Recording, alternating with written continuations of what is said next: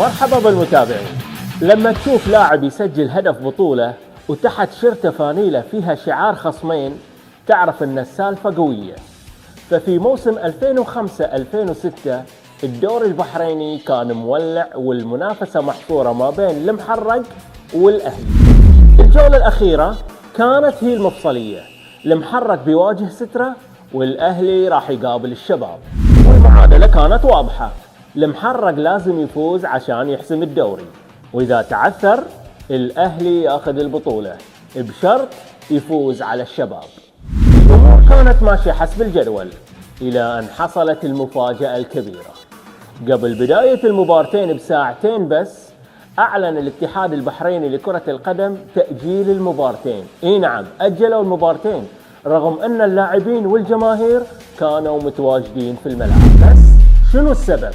السبب قالوا أن ملعب النادي الأهلي غير آمن لاستضافة مباراة جماهيرية مثل مباراة المحرق وسترة.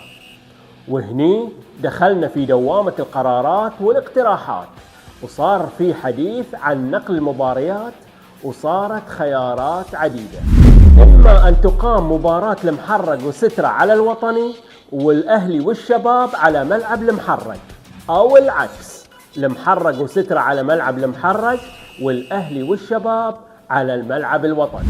لكن هالتعديلات ما عجبت لا الأهلي ولا سترة، وتمسكوا بالجدول الأصلي اللي يخلي المحرق يلعب على ملعب النادي الأهلي، والأهلي هدد بالانسحاب.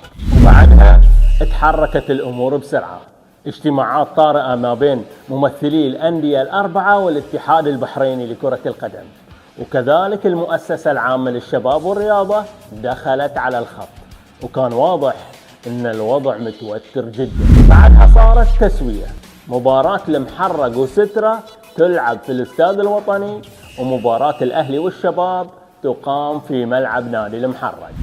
طبعا فرص البطولة وقتها كانت فوز المحرق خلاص هو البطل، وتعادل أو خسارة المحرق والأهلي يفوز البطولة تروح للنادي الأهلي.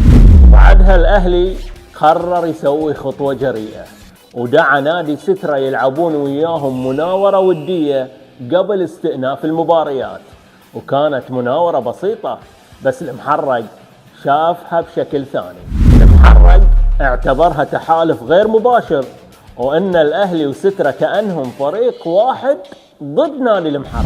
وكان ريكو البرازيلي نجم نادي المحرق يفكر بطريقته الخاصة، شاف ان اللي صار بين الأهلي وسترة من مناورة وتحالفات لازم يكون له رد، مو بالكلام لكن برد عملي داخل الملعب.